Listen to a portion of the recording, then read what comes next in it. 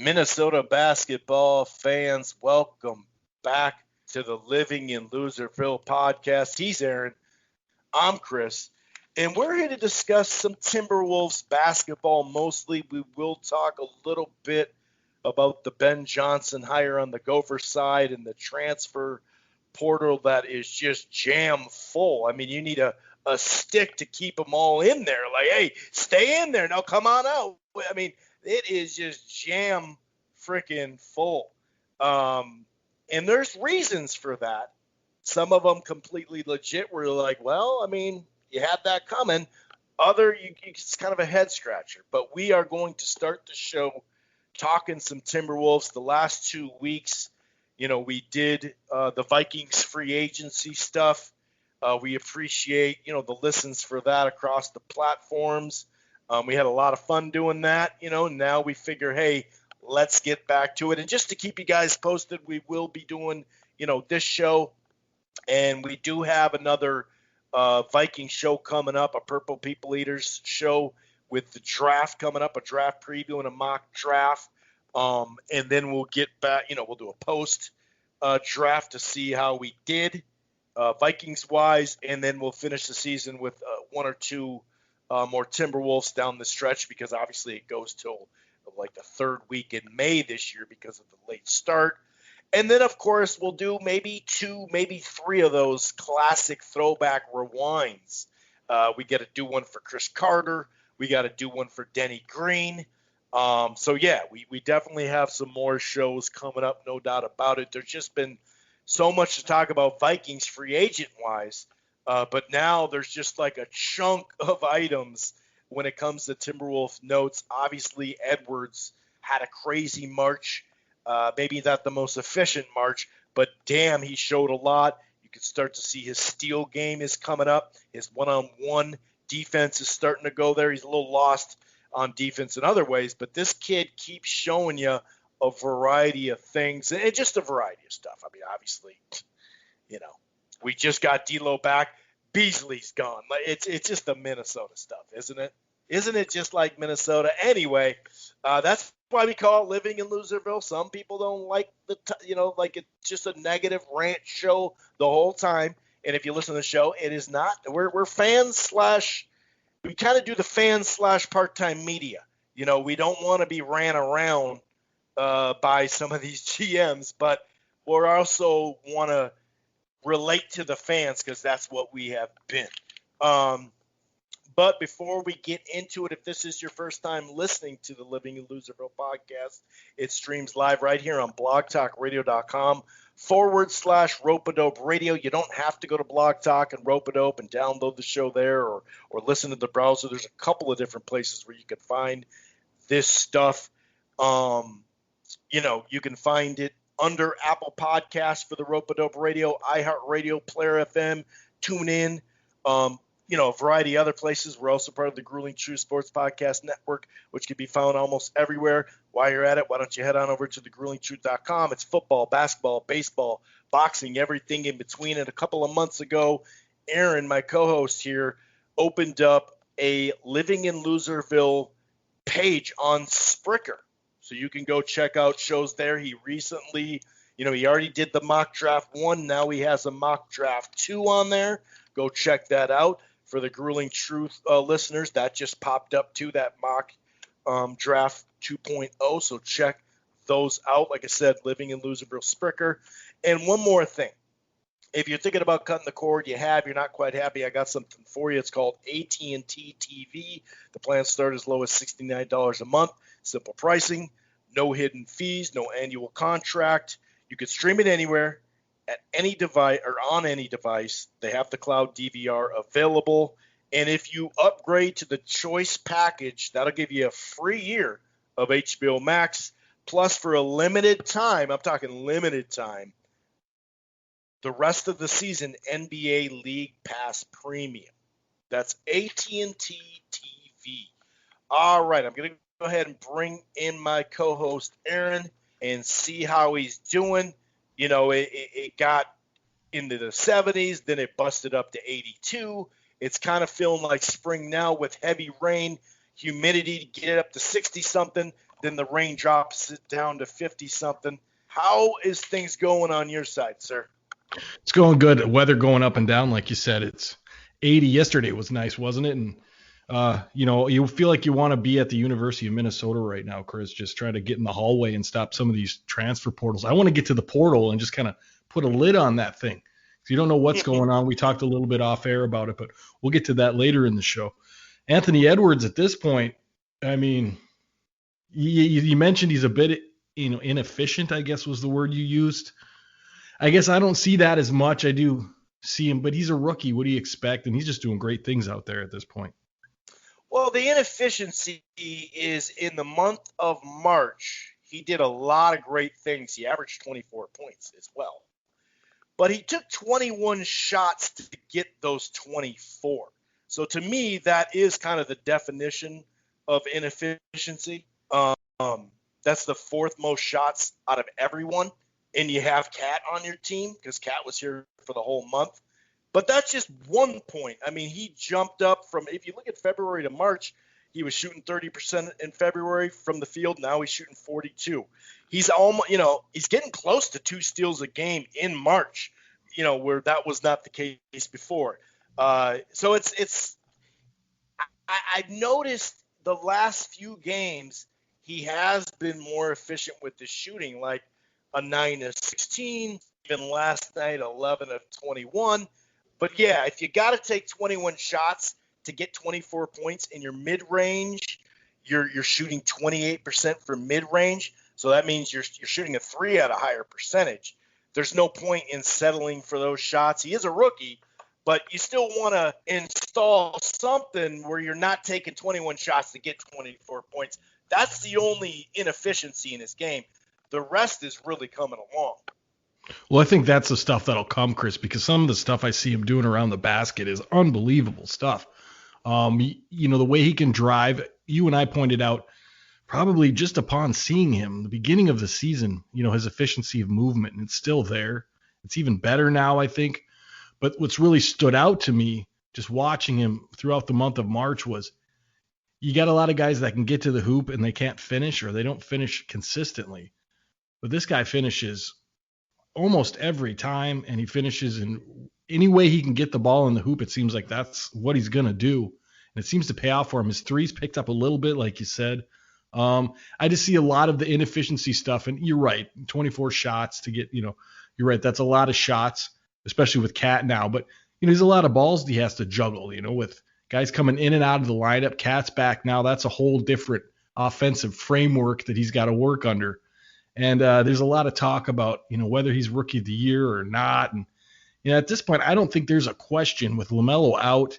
And, Halliburton is supposed to be the next possible candidate. I just don't see Halliburton, although he's playing well. I just don't see him at the level that Ant's at. And, you and I, we have a little bit more perspective than some of the young fans do because we got to see a 19-year-old Kevin Garnett. And I don't even think Kevin was as offensively gifted at 19 as Anthony Edwards is.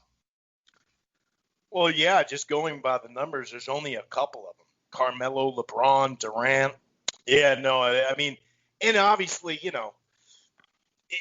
it was different too because he came in at 95. The level of power forward and center that he had to go against, even when we talk about the Spurs, with Robinson and, oh, by the way, Duncan, it was a whole different ball game. But offensively, I'm not worried about this guy in the long run. I like how his rebounding numbers are coming up more. He's starting to pass some nights a little bit more. And like I said, there was a chunk of time where defensively, because this is where he's going to have to get his biggest growth, clearly. Now, though, on the ball, he's getting better at making a guy go one way or doing it with a little bit more strategy, forcing the guy to the sidelines and grabbing a steal. Whereas a chunk, maybe a month ago, he was just clearly reaching for a steal. In fact, he didn't get put back in the game. He didn't really get benched, but he didn't get put back in the game. And that was because literally about 5 straight times he went for a steal and just got juked all but one of them. And now he's tapered back on that. And like I said, I mean, we're starting to see one-on-one. Now, he does get completely lost when it comes to off the ball. I mean, that is something that he's going to have to learn, of course. But the on the ball, like I said, rebounding for how big he is, size-wise and reach-wise, I don't think he was rebounding enough. Maybe he was getting out on the break a little bit earlier.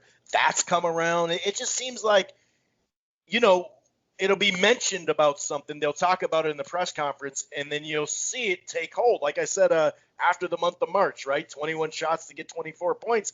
But now we've seen 9 of 16 a couple times. Last night, 11 to 12. I mean, this guy's really coming around. And anything else on Ant before we do get to Cat coming back, too? Because we haven't really got a chance to talk about the big Cat Meister. Well, you did mention a little bit of things that I noticed. I noticed the ability to learn quickly. It seems like I won't say he doesn't make the same mistake twice, but he doesn't make it 3 times. I mean, he figures it out quick, and he figures out his place. Now, moving on to Cat and kind of mixing it in with Edwards a little bit, is that it's a different type of Edwards now because of the force in the middle that Cat is. And he's starting to play around in an orbiting sort of role, and I think Rubio helps out a lot there too. And it kind of puts that, I guess you would say, a centerpiece, for lack of a better word, into the offense, where now you get rebounds, some offensive rebounds that you won't get. You got an option to dish if you get to the basket and you're just not seeing what you like. And he seems to be making those good decisions what to do when Cat gets double teamed. So he is getting better at playing off the ball. And with Cat now involved in the offense, you start to see glimpses of what could be. Yeah, and that's also why his March was so good, because Cat was back. We could talk about Rubio as that too a little later, but I mean, we talked about when the coaching change happened, about the fit for this system, and seeing with the Jokic and even Anthony Davis when he was with New Orleans, and you start to see like this is going to be a good fit. And it's even we don't even have the thing installed really, and you could already see what it's doing for him. And he's getting featured on the post, the elbow, the mid post, the high post. I mean, he's getting it everywhere. Sometimes they bring down the ball, and it's the point guard or an off guard bringing it up, and by the time they get him the ball, he's already facing the basket from the 3-point line, which is just a scary thing. It's not even a post up where he may not even see the double. He could see it all, and it's pretty crazy. But I also noticed of late, especially that junkyard dog dirty work stuff that he's really starting to do, man. And I just think,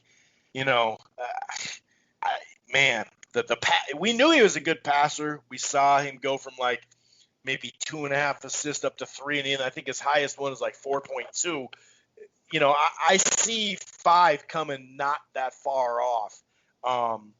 The system works really good.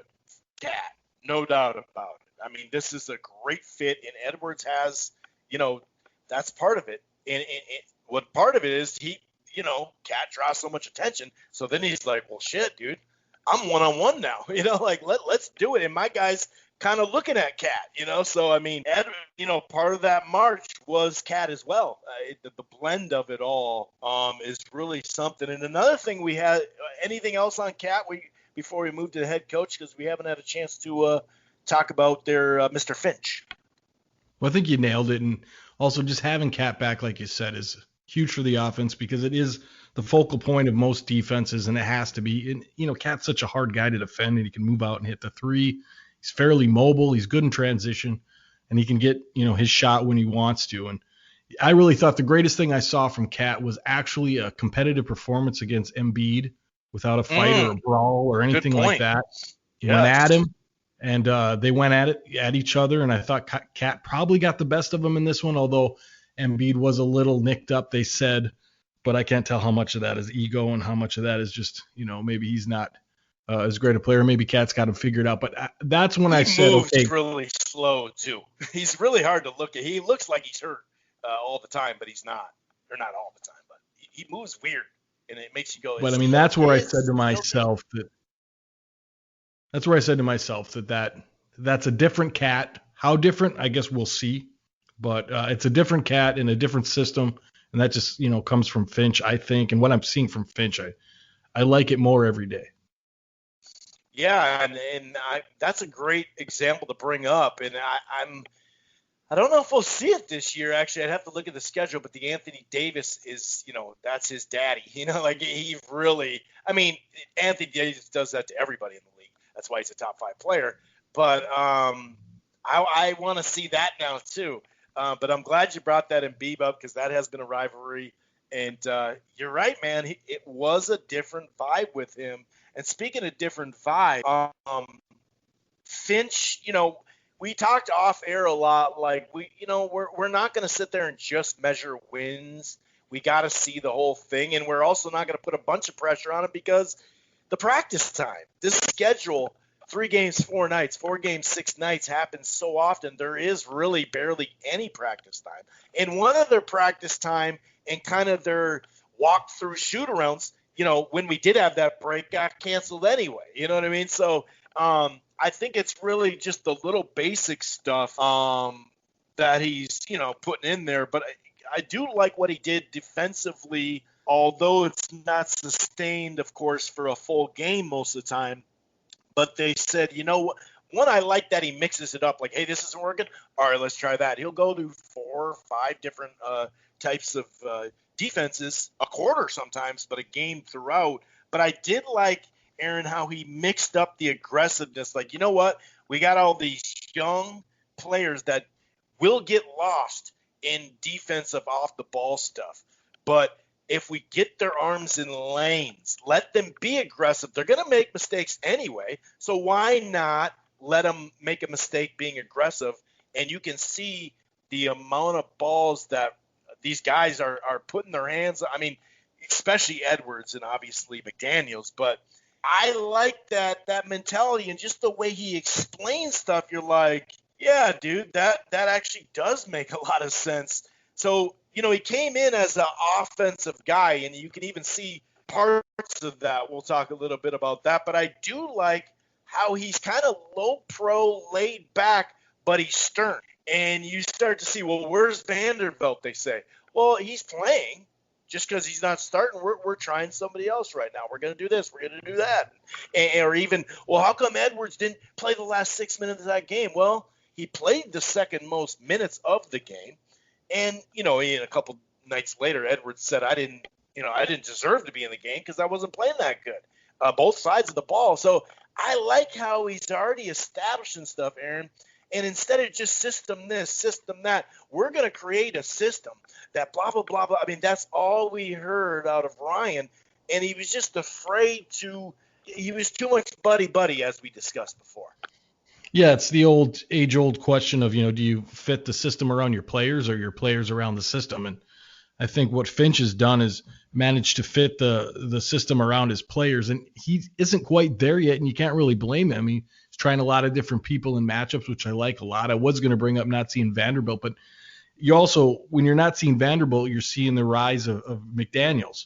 And, he's gotten more out of Wancho than I've seen anybody get out of Wancho. And you're right about the defense. What I have to say about that is that's pretty basic too. You're younger than everybody, so use the youth. Get your hands in the lanes. And the biggest part about that, Chris, defensively, is that they're actually doing it. I'm sure a lot of coaches have come through here and said, get your hands in the lane, get some steals, but they never really did that. Under Finch, they seem to be buying in, I guess, quote unquote, to what he's saying. And offensively, it's a whole different game. I think it is. It's not just he's putting in hot hands. He's taking them out when they're not. He's moving guys in.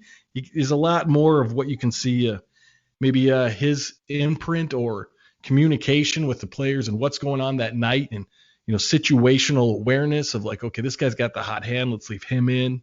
This guy's draining threes, heat check. This guy can't hit a shot. Let's get him out, get someone else in. He's not so tied to like, well, we got this guy in the first round or we paid this much money or whatever. It just seems to be more basketball related. Now, we're not seeing a lot of results come from it, a few more wins. But I think if you watch this team for the last year, you are seeing results. You're seeing the things that you want to see that actually make you want to come back and watch a game. At least in my case, that's happening because I'm seeing defense, I'm seeing effort, I'm seeing things make sense on the court. Yeah, and really, wins-wise, in a short amount of time, we almost have as much as it's 6 or 7 with them now as we did in the first part. So we actually are starting to see a little bit more wins. It's nothing to get too crazy about, but we're also starting to see like battling throughout the game.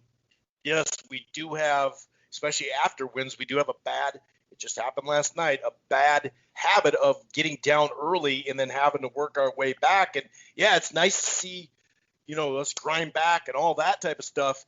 But obviously you got to get off to a better start. But we are actually seeing more wins in a short amount of time than we had. And I didn't even expect that. And that's without some firepower. Some of these games we've needed the Beasley or Russell where they could just fill it up for 7 minutes, and then we won't get down by that much. Another thing I like you said about, going with the hot hand, this, that, and the other. It's also there's about 3 guys, Aaron, who start that are probably going to play that 35-ish, 30, 32, 38. My point is 3 of the starters are going to play the whole normal starter. And then the other 2, since we're still mixing with our lineups anyway and our rotations, they're going to go with the hot hand or whatever, the matchup or whatever. And I do like how it's finally, because that was the big thing. It was like you heard, Rubio, you heard, well, we didn't hear it in the press conference, but we heard behind the scenes. Beasley, with Russell, I was going to say, Beasley said it in the press conference too. It's like, well, I need to play more minutes here. And under Ryan, I remember that freaking stat that was 14 different lineups, and only 7 of them had played back-to-back games together. Now, we can blame injury, but you can't really, because we were mixing so much in. And let's try a Kogi at the 4 again. Let's try this instead of putting a Kogi in to shut that dude down for the last 12 minutes of the game. Now, that's a role he can get behind, too, because then – he just has to find a way for little minor roles, expanding roles. And then offensively, like a chunk of games ago, seeing Cat and Edwards, on the both sides of the elbow and having whoever bring the ball up. I remember Rubio brought up the ball once, gave it to Cat and just set like a half a screen, and that's all it needed. You don't even need that because sometimes it was either Rubio or Noel taken off after he dumped it off. It was just like the idea of, and I know it sounds basic, but from what we had seen and from what we're seeing now, to say, I just thought it was such a good statement to say, hey, where we got him right now, you're one dribble. Both of them are, and we're talking to Edwards, Cat, both of them are one dribble away from the rim and one dribble away from the three-point line. And it just, the way I know it sounds basic, but the way he explains stuff is so common sense that, like you said, it does seem like we're getting more buy-in from the players because he's making it to the point, but he's also saying, these are the things you do great, dude. Let's do them. Yeah, and it's like he's got his tool belt now. He's not familiar as much as he'd like to be with all of the players and what they offer him. But, now he's starting to figure out what Culver can do and what Culver can't do. And he knows what he wants to do with the Kogi. And now he needs something. He can go in his toolbox and implement that into the game. What am I going to get from Ricky against this guy? Or, now with D'Lo back, what does he offer? And I remember we talked the last podcast about how I felt about D'Lo coming back and how that might be, a problem. And it's not. It's not at all. He's already figured out what he wants to do with D'Lo. He sends him in to do this. Now, it's only been a couple of games, so we don't know exactly how that's going to go. But as of now, with Edwards and D'Lo and Ricky all on the floor at the same time, which would have blew people's minds, 6 months ago. But now it's like, okay, let's see how they work together, and they work together fine in this system. And I noticed ball movement and great passes, cross court, a little bit more ingenuity and how these guys are thinking out on the court, and it's just leading to better basketball. And like we said, there's talent on this team. I heard Dougie Wolfson today talk about how the roster's not there. Well, it might not be there, but it's not far off. And a piece here, a piece there, a move here, a move there, and you're actually in a spot where you can contemplate, an 8 seed, a 9 seed, something like that, where it's not, that far from the realm of possibility. Now, we did say there were going to have to be moves, and there will be, but I trust Finch to know what he needs on this team and what he doesn't, and that's something I couldn't really say about Saunders. Well, and that's also Rosas. That's what he can do really well. He was a scout. We've seen him what he can do in the trade market. And we wouldn't be having this issue. People keep forgetting this or whatever. They don't want to admit it, or I don't know. But there's no way in hell, we could already tell, just have Cat back for most of the games now, that we wouldn't be this bad. So we wouldn't even have to worry about this pick, because it could have been a 7th pick or an 8th pick or an 11th pick, and then nobody would even be talking about it. They'd be like, man, this is a good move. But just so happens that the perfect example, D'Lo comes back, and Beasley's probably out for the whole season now. Noel got a little hurt. I was freaking out the other night because Rubio missed the game for back spasm. I was like, no. McDaniels hurt his ankle, but he played the next day, and then now Noel has a foot thing where you never know with a foot thing, right? But that's what's been happening to this team every time. And speaking of Rubio, now, the first part of the season, it's undeniable. He had his worst stretch, of his career. He didn't hit a 3 for a month. But part of that is we were, just like some folks say, D'Lo was shooting too much. Well, we asked him to do that. Well, we were asking more out of Rubio. And we talked a lot about just wait. I mean, obviously you need to get in shape, but just wait till Cat comes back and what that's going to mean for Rubio. And I'm not trying to take away credit from Rubio like it's just all Cat, but the confidence level this guy has is back now. He's back to being a streaky three-pointer. He's got this crafty pass from the three-point line. We talked about it. You made a good point. Now that he's actually hitting some of them, they actually worry about it. And so he'll look like he's taking a 3 and then easy bucket to Vanderbilt, down low. Rubio has shown now that he's fully in shape, he's fully probably accepted that, hey, this is where I'm at now. It sucks. We talked about that off air. He probably was depressed in the offseason. I understand that. But he's doing what the trade made sense to do. He's playing his role, and he's helping these young players. So Rubio's confidence, once Cat got back, there's no, just like Edwards having that March, there's no secret that you needed. They kept saying this, if you look at, Rubio, and to your point, Rubio and D'Lo on the floor and Rubio and Edwards and this and that. It's like, yeah, but there's no fucking Cat, dude. So this is kind of a worthless analytical stat right now because it doesn't line up. Like, it doesn't make any sense to go way deep into that. So, yeah, I mean, you're right. I mean, I just, just to dovetail off that is, Cat is everything. It's what you built around. And not only that, but on the floor, I mean, when he pulls double teams on the offense, he lets you lag a little bit defensively. It's just and he's so athletic and he can get where he's got to get. Now he's figured the game out, and it seems like the turn in him, or the change in him now, is you see the want to win where you didn't really see that before. And that just changes everything. Now you have a place to dump the ball if you don't know what to do. You have a place to, throw it into the post and make your move and cut. There's 1,000 things you can do now with the kind of big man he is and the attention that he garners from the other team, to where it makes life a little bit easier on everybody, and it allows things to cut and to flow and to move offensively like you hadn't had when he wasn't there. Now, you're right about the Rubio and D'Lo playing together situation. I mean, without Cat, it's a non-starter because it just doesn't fit. You got to have a big man. And love Naz Reid. He's playing really well, but he doesn't draw the attention that Cat does. And so, now you got guys popping up like Wancho starting to play like we thought he could play. Little McLaughlin playing really, really well in that system. Everybody's better with Cat, I guess, is the point. And next time, knock on wood, Cat goes out, let's all try to remember that. Yeah, that's a good point, and I'm going to actually knock on wood for that. But and another thing that people don't get, that, D'Lo has the ability to play off ball. He can pass. He can shoot. He can move around. I mean, we saw it just when he got back. Edwards brought up the ball, got to D'Lo. He made a couple decisions.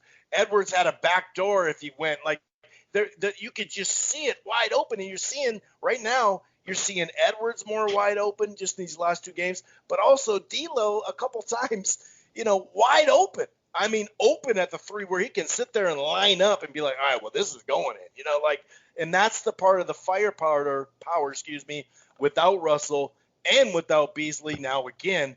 It's a role. Everyone has a role. And the funny thing is, J-Mac and Rubio were still the point guards.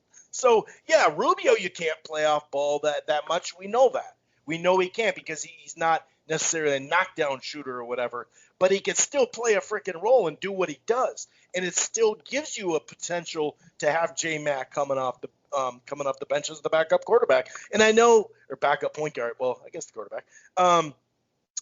D'Lo is on a minutes restriction. I don't know how long that's going to last. They're probably going to go a little couple games past it because it's like, hey, we don't want any swelling in the fucking knee. We just want these last 20 games to go through. So maybe they will. And another thing, a lot gets talked about him off the court, and even on this injury before the surgery and whatnot. But who was it? I think it was Cat said in a press conference that he went to the coach and said, you guys have been playing, you have a rotation, I'll come off the bench, dude. Don't even have to worry about starting or whatever. I'm hurt. I mean, he came off the bench when he swelled up his knee for those couple games anyway the last time, but then they put him back in the starting lineup. It really doesn't matter because, like you said, it's who closes anyway in that sense. So I like the fact that he's saying, hey, dude, you guys got something going here, and it's better now. So I'll come off the bench. That's fine. But the closing lineup, Cat, Nas, Ant, D'Lo, Ricky, that's what closed the last two nights. So, especially that one with the win and whatnot. And just to, D'Lo, started the game a little rusty, was passing okay, but then he got hot, and I think he hit 11, straight points. And I think him and Cat scored the last 20 points for the Timberwolves in that win. And even, last night, Edwards went off for 17 in the fourth. Firepower. And then Cat went off. Then D'Lo started going off, and all of a sudden it was almost a tight game. I just think that when you have guys, Edwards we know can close. Just because he's a rookie, we know it's there. We know Cat can, and we know Russell can, because that's what he's most known for is closing. So now you have three closers on the court. Wiggins was not a closer. Otherwise, Jimmy Butler and Cat, sure. But, Cassell, Sprewell, a kind of an older but still had something going on for sure because he had his all-pro year that year, or actually just an all-star game for Cassell. Sprewell was kind of, a wheel and a half. But these are guys that made a difference that way. And I think that when we blend it all together, it just, dude, we got some freaking firepower, and defense has to improve. Our freaking transition defense has been horrible. Some of that is we were missing Russell and Beasley to shoot those threes because some of it is just missing a shot, and a lot of times they're wide open threes, and then that ball goes far out, gets rebounded, and it's gone. It's not always just, we're just not getting back. Now, some of it's hustle. Some of it's don't worry about the ref. Get down there. There's plenty of dead ball whistle situations in basketball. Wait to sit there and complain. Run back. Or like KG would complain and run. You know what I mean? That's fine with me, dude, as long as you're getting back. So the transition defense needs to be there. But to your point, I don't think people realize how much not just solid talent, but firepower is on this team. And people don't think about it. For about 10 or 12 teams you're going to play out of 30, you won't even need defense, really. It'll be just first one to 126, 130, And that's how this league is right now. So do I want to improve on defense? Yes, but that's kind of saying, like you said, having a chance to knock at the door at the 10th seed next year. I think people aren't really putting that in equation. There's teams that are just as bad as us on defense right now that we would just out firepower on when we have our normal stuff installed. Yeah, I mean, defensively, we do have issues. 72 points and a half is not where you want to be. It was a crappy half, and you're right. They do tend to tail off after wins. And in order to get a win streak going, you're going to have to tighten up on defense. What I want to say about D'Lo, because it was a nice little rant you had there, my friend. I like this D'Lo. This is the D'Lo I can get behind, and that's the D'Lo that gets in where he fits in. I think earlier in the season, due to not having Cat and some other reasons, he had to force some shots, and that's not the D'Lo you want. But if you find the D'Lo, like we've seen the last couple of games, and if it can continue to be an open shooter, to be an offensive, option at certain times, and then you got Ant and you got Cat as your primaries, and then D'Lo will get in where he fits in. Okay, they're getting on Anthony now. I'll come up, shoot some threes, take a little pressure off him, and I think that's maybe personality-wise, mentioning like you did off the court, maybe that's a better role for him, is just kind of read the game, see what needs to be done, come in and do it. You don't want to say he's a bench guy, but he's a great bench guy if you're going to use him for that. And what I've seen is his ability now to just kind of read what's needed in the game and go ahead and do that. And I hope I'm not, wishful thinking on this point, but I have noticed that, they do crack down on Cat, or they start to pinch down, and it opens up D'Lo to maybe take some. He knows what to do and when to do it, and that's something I didn't realize about him up until the last couple of games. And whether that's system, or whether that's having Cat back, or whether that's the new coach allowing him to do what he does, I think that's what he does, Chris. Is I think he comes in and he looks and sees what needs to be done, and then does it. Whether that's driving to the basket, or a pass here, or a shot here, or a three here, or whatever's going to help the squad. You can tell me if I'm off base here, but I really feel like that's kind of his personality as well as the way he plays. A lot of people didn't even watch him as a net. Like, he averaged 6 assists last year. He's averaging 5 this year. And even at the beginning of the year, he was only shooting 16 times a game or 18 times a game. Beasley was shooting more than him. And he was shooting 40% from the three, averaging 5 assists. So, well, Beasley never saw a shot.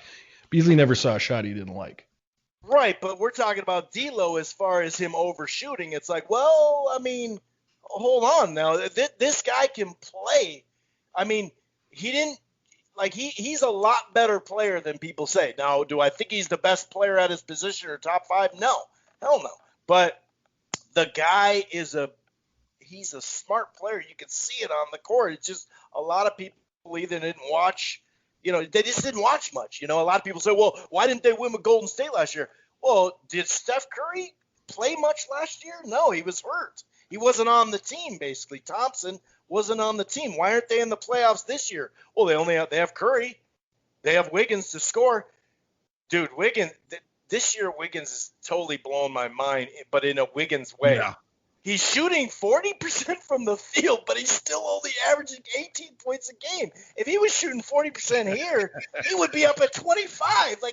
But then that goes to aggressiveness, and that's where I see defensively, he's way ahead of where Edwards was as a 19-year-old, because they both came out a year out or whatever. And he always had to play. The thing that gets me about Edwards is right now, he's not having to play the best shooting guard or small forward, which is usually the most talented guys in the league, whereas Wiggins has done that the day he stepped in the league, and he continues to do that. But it's just a perfect Wiggins thing to have your career high in threes, but you're only averaging 18 points, and Thompson's not there. So there's no point. You should be average 24. That's Wiggins. But anyway, we gotta move on from Wiggins at some point. But I really. Well, and the reason why I brought him up is because a lot of people talked about him, but defensively he was never an issue. But yet, no. And then analytics. Well, you're guarding the best guy, dude. How many block shots are you gonna get? How many times does LeBron get blocked throughout a season? Like, same with James Harden. Like, I don't know. D'Lo's a damn good player for what he is. Everybody has positives and negatives. There's only a handful of players. And those are the top 5 or top 10 in the league that you can, pretty much they can do everything. Even Butler can't hit outside, but he'll do it in the clutch. So he makes up for it. But I like what you said about Herman Gomez. He's thriving. Naz Reid is has been always solid, but it seems like him and Cat are getting more minutes, and Noel too, even though he's hurt. Like, for instance, we could, down the line, maybe next year, maybe in the draft this year, we could trade Beasley, and he could be our sixth man, Noel. I mean, he's definitely capable of that. He's definitely going to be a lot, not that Beasley's expensive because he's living up to his money. I just don't know. I think teams are probably going to have to wait for him to make sure he gets to fall camp, make sure nothing happens this summer, and then I think that becomes even more of a tradable asset.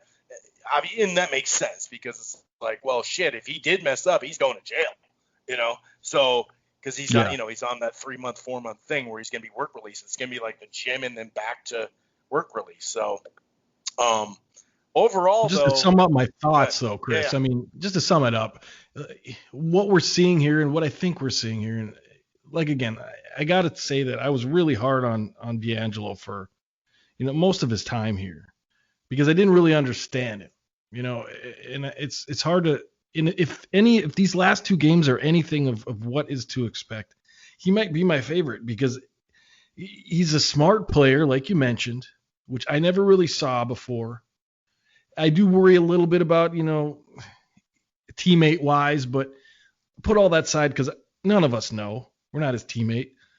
And so the way I see him, inject himself into the game, into the play, defensively, he's always going to be a liability. Everybody knows he's not the greatest defender. But offensively, his ability to do all three things, shoot, pass, all those things. He's got a great 3-point shot. But what really stood out to me, and I want to give him credit for it because I've trashed him a lot, is he seems to know what the team needs, and he seems to do that. And that's what I wanted to see. Now, I think ideally you're looking at, either Cat or Edwards as the number one option. I'm going to say Cat because he's a big man, but that's the only reason.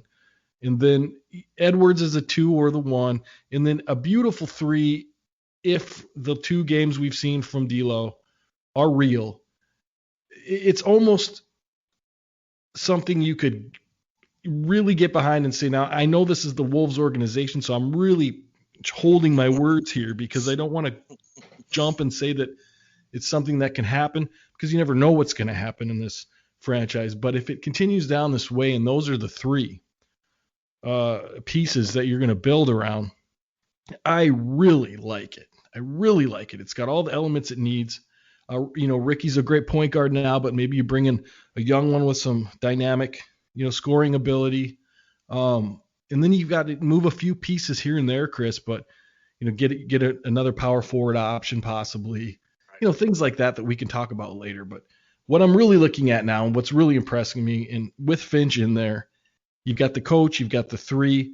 I mean, you can do it now. There's no excuses. It's fun to watch again. And, Chris, you've heard me really down on the squad before, and I'm watching it now, and I'm liking it now, and I'm getting excited. I don't like to see 143 points for the other team like last night, but let's say that's an anomaly. Answering every time we cut it, too. Cut it to 5, there's a 3. Cut it to 2, there's a 3. It's just like it's our fault because we fucked up in the start.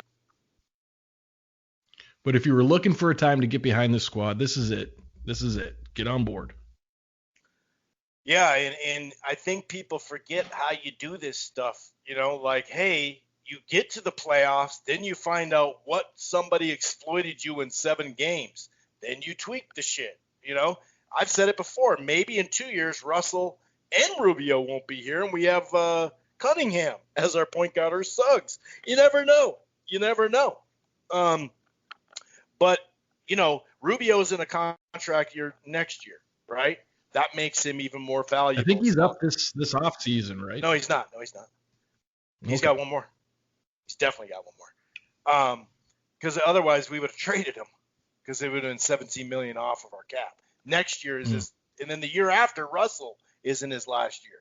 So, like, these are not like the whole, and that's what pissed me off. That's why I sometimes rant, because some folks were like, now Russell's not tradable. Oh, really? Well, I thought Wiggins wasn't tradable. Like, I think what you have to put in with Russell is remember what we So you want Wiggins then? Do you want Wiggins or not? Tell me about it, because he's a better fit for here. And if, knock on wood for Klay Thompson, if he can come back and be what even 80% of what he was, Wiggins is probably going to get to the rack even more because of those shooters. And that's why they brought him over there, because that was a better fit. Thompson was out. They were losing Durant. Let's get Russell. Remember, this team that built the NBA franchise signed Russell to this contract. So, I mean, let's put that all in perspective, and you go off the numbers you put up. That's what it is. And three-point shooting and playmaking is at an all-time high in this league nowadays. Like it or not, it is. So he is a commodity in this league, and you'll probably see in a year and a half how much of a commodity he is. I'm not going to say we're going to get some kind of, oh, my God, but if we can free up money, we're going to have to pay Ant in 4 years anyway, whatever it is. Maybe he signs back for $5 or $10 million per year less. Who knows? It really, that's way far off. But, yeah, I like how you're talking about, we talked about this too, with there is talent enough to gain some wins, but it does kind of feel like if you look at Golden State, like they were a fun offensive team. Then they started making trades. They got Green on their team from a late draft pick. They brought in Iguodala. It was about a 4-year process, and then they won the championship. And then obviously 2 years later they added Durant. But the only reason why they could add Durant is because Green isn't going to get the max, because that's not how this league works. And Curry had ankle injuries and surgery, so that's why he didn't get the max for his first contract. So they were able to fit that money in. Some of it's luck. A lot of it was draft and smart trades, but some of the trades didn't work out. Lee was a huge contract. Kind of sucked for a little bit. 2 years later, it didn't. So we got to keep this all in mind. Anything else before we get to the Gophers? I just wanted to say that one of the better things about Finch and how they've played is I'm not hearing, maybe you are, but I'm not hearing these trade rumors about Cat and these trade rumors about D'Lo. They've kind of all died out. And if that helps me a lot kind of get behind the squad, because I think, with Finch, I think he brought in this short amount of time, I don't feel like Cat would want to leave. I don't feel like, D'Angelo would want to leave. I don't feel like it's just always a mass exodus, because I think everybody's kind of being fulfilled in what they want to do on the court. And I think that's the most important thing. And then you can kick that up the ladder to Rosas about maybe bringing Finch in and knowing a little bit more than all of us thought we knew, and brought in a coach that kind of gelled this whole thing together. Now, is it where it needs to be? Absolutely not. And I don't want anybody to think that I'm, got rose-colored glasses on. But it sure looks a hell of a lot better than it did, and I like the direction it's going. In the offseason to implement the whole offense. He's known for offensive. We've only seen a little bit of it. So that really, it's been like 3 different spots where he improved their offense clearly. A lot of folks don't realize that Jokic was on the bench when he was there. It was his idea. They gave the offense to him and he came back to him and said, we're gonna run it around Jokic. And they're like, what? Yeah, he's a good kid, but look where Jokic is now. He's one of the best players in the NBA. Now Jokic did it, and that when COVID hit, he came back this summer in the best shape of his life. So he gets a lot of credit for that, but you got to put the ball in the right player's hands and know that he can pass that. That's why I love this system with Towns, and he's going to get better at it too, because he's just learning just barely. We don't have fucking practice time, man. It just sucks. All right, on to Ben Johnson, on to the transfer portal. I like how you said put a cap on that thing, and then only have a door that you can get out if you stay. You put a trap on that thing, because holy cow. But it does scream, hey, man, we just lost some money from COVID. The covers won't be bare because we know we can recruit in 3 or 4 years. Let's hope this works out type of feel. What do you think of Ben Johnson, the hiring, and then you can start to get into that deadly world, 2 words, transfer portal. Well, you and I chopped it up a little bit before we went on the air, and we were just trying to pinpoint what we thought about the hiring, and I like it, I guess. I think that's everybody's sort of way they're thinking about it is like, I guess, because it just seemed like I thought it was a little bit rushed. You had something to say about that. I thought it was, it had to be one of two things, that he was either money or it was, that Coyle saw something that he really, really liked. And I want to say that he saw something he really, really liked. He obviously knew Ben for a long time, so it wasn't like they had just met or something like that. But the guy has no, head coaching experience. He's been to some good programs and done good jobs in that. He's got a lot of, a past record in recruiting. But I want everybody to slow down a little bit on the recruiting thing, because that was as an assistant coach. That was,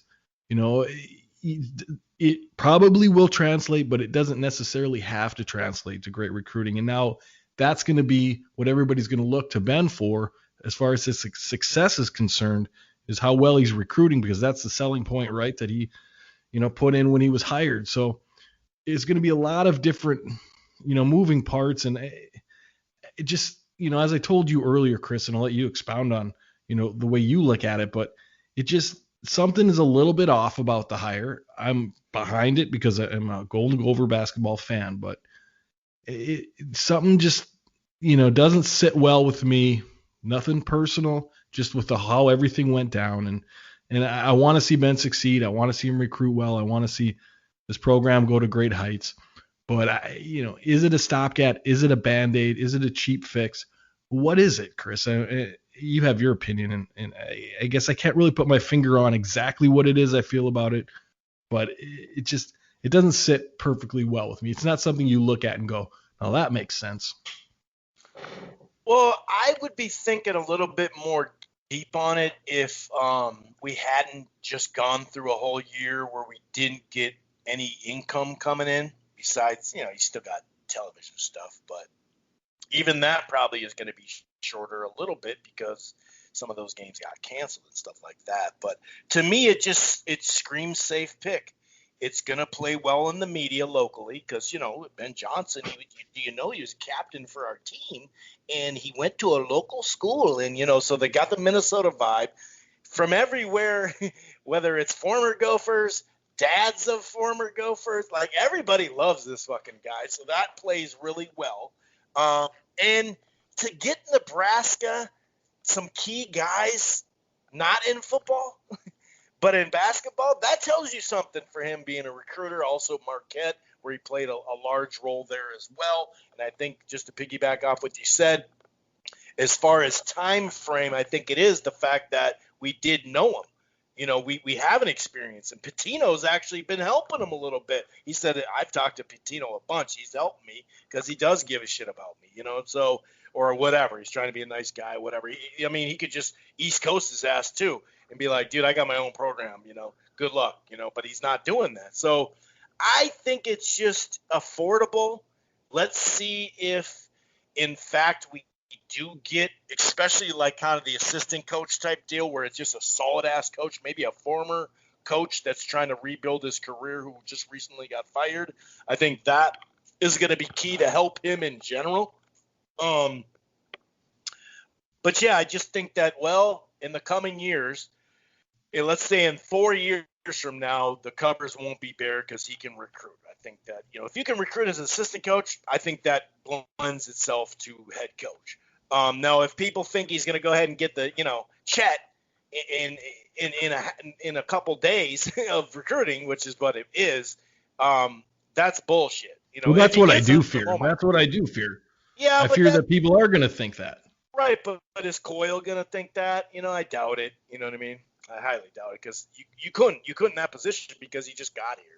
But I hear what you're saying. There could be the next couple of years.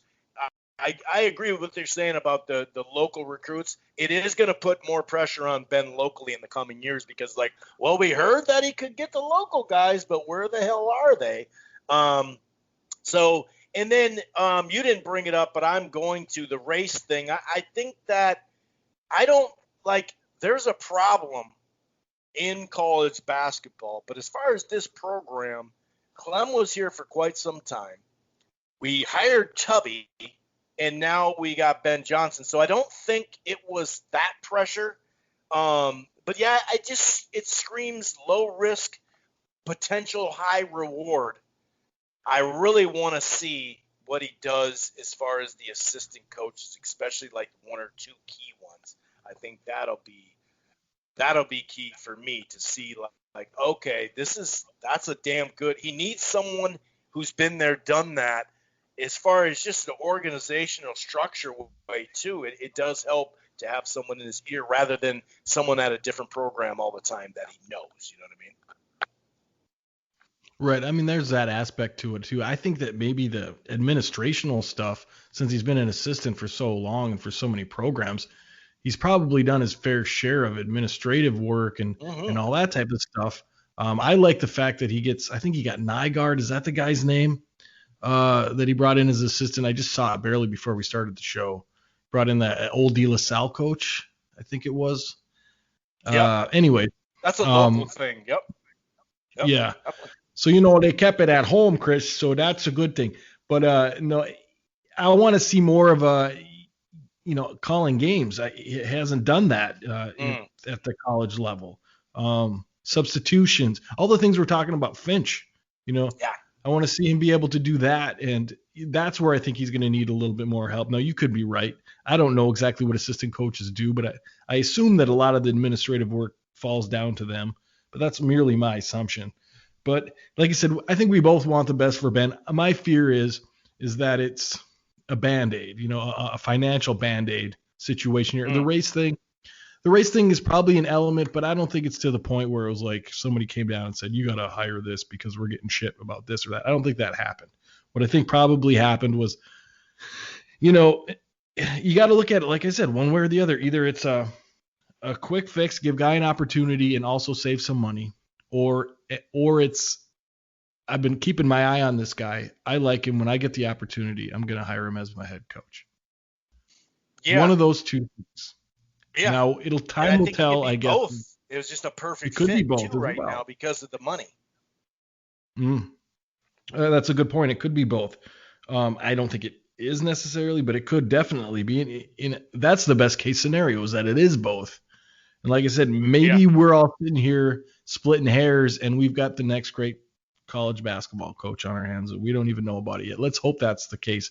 Let's hope that it's not 3 years of Ben, bad recruiting, can't win in the Big Ten, and quickly out of his job and into another assistant coaching job. Let's hope that's not the case, and the former is actually the case. Yes, that is a good point. Now this here transfer portal, this year is an over-the-top transfer portal for everybody almost.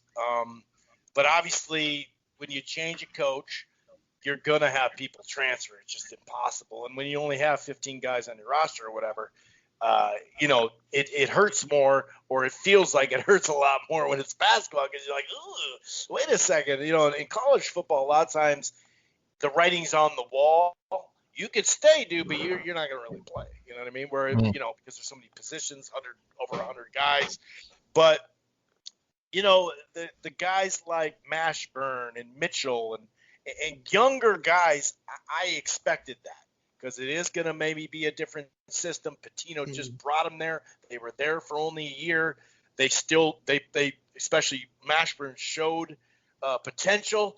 And some of it is Coyle's fault too, because he didn't bring in an experienced coach. So they're a little, they're like, hey, I don't know, man. I when I have a chance to finish my career for the next few years with a guy I know is developed pros, I'm going to go there. So I don't blame some of this on that. I think Coyle, this hiring was going to do some of this. Some of it is just everyone gets a free year, whatever. But the couple that surprised me, Carr surprises me a little bit, because it seems like, dude, you're doing good. You got 1 year left regardless. It's kind of funky to now you're going to transfer again. That actually might be something that might be a red flag in the draft if you're trying to improve your draft stock.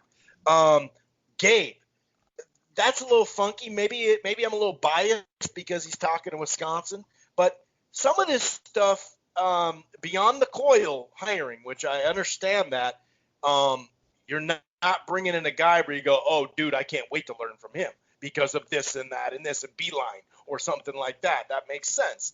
But some of these guys, and I hate to say it like this, but some of these guys had something to the reason why we weren't winning some of these games. So, like, I'm not asking for somebody to be prideful no matter what. They got to think of their scenario. I get it. I'm in favor of the one-time transfer portal because, a coach changes, he'll sit there and do a speech in the locker room. I'm not leaving for shit, fellas. And then 3 days later, he's out. That is weak. That they should be able to transfer one time and not have to wait. Unless you want to put the rule in where they got to wait to get the new coach, which is never going to happen. But the Robbins thing, if he goes to Iowa, I get that. But if it comes down to his uncle and he ends up going to just a run-of-the-mill school, that one's like, really, dude? I mean, you did show improvement here. That's a little funky. If he goes to Iowa, I get it. But if you're only going to chase what team hires you've already done that and showed you could do it. So to me, that one kind of a head scratcher that way. But the Gabe and Carr one, I'm like, really? Like, okay, man, you only got 1 year left, so it is a little funky there. But it's when there's 8 in there, it's pretty weird. We've only brought 3 in so far. Yeah, I'm right there with you, almost on everything you said. The Robbins one is definitely odd. Seeing he was only here a year, this would be his 3rd school in 3 years.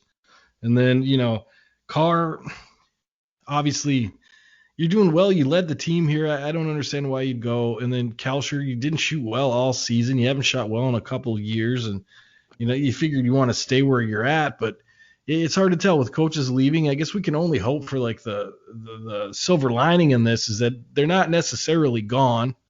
They just entered the portal. So, they could be just trying to keep their options open or hedge their bets and maybe see how this thing works going forward with Johnson. And maybe they come back to the team or maybe they don't. But, I think all of us get the feeling that they're probably going to go. And then you got to, fill the squad with a bunch of guys you recruited and some transfers of your own. And that, puts you in year 0 for Ben Johnson. Like Fleck had the year 0. So maybe -1 if there's 8 gone, though. This is on some other stuff.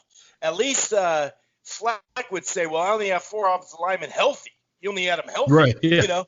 We don't even have backup offensive lines, Yeah. So, I mean, we don't know who's actually going to go and who's not. I think, if there's 8 in the portal, let's say 6 leave, depending on what 6 that is, it puts you in a different situation. Maybe Carr comes back, doesn't like what he sees. Maybe Gabe goes to Wisconsin or Liam goes to Iowa, which sucks because it's like our 2 freaking rivals. And they take our 2 best players. And it happens, I guess, in this business. I myself am not a fan of the transfer portal. Let me say that again. I am not a fan of multiple transfers. One-time transfer, I can deal with that a little bit more. That's what it's going to turn into. I don't want to watch college basketball become free agency all of a sudden, and there may be nothing you can do to stop it at this point. That's the way the ball's rolling. But I think it is kind of odd, though, Chris. I mean, 8 players when you hire a new coach of all rank from all years, freshmen to upperclassmen, close to immediately go into the portal. Does that mean anything? Does that not mean anything? Hard to tell, but it's not a good thing to see.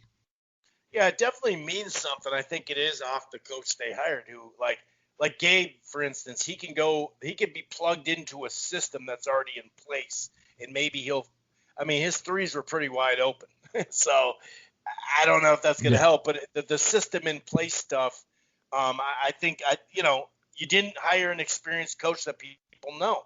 So there's like, now we gotta rebuild 1 year. Like, how many new players are coming in? I don't know. And it's like if key guys like Carr and Gabe and some of the leaders do it, I think that's where you saw that second layer. But let's make it clear: the transfer portal, the new rule, it's about to be passed, is going to be a one and done. You can only transfer once. It just this way you don't have to wait a year, which was always bullshit. But it's not the only reason why it's funky now is because everybody has an extra year. So people are like, well, shit, I wasn't anticipating this, So all across the country, it's way bigger, but it's not going to be as heavy as it is. I love the rule once it's in place to only have to do it one time because everybody has the right to transfer, but you shouldn't have to wait a year. Shit, if that rule was in a couple years ago, we've gone over that, right, with Carr.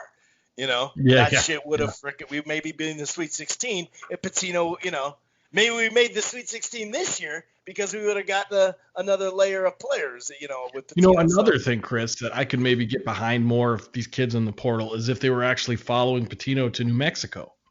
But we haven't heard any of them, saying they're going to do that.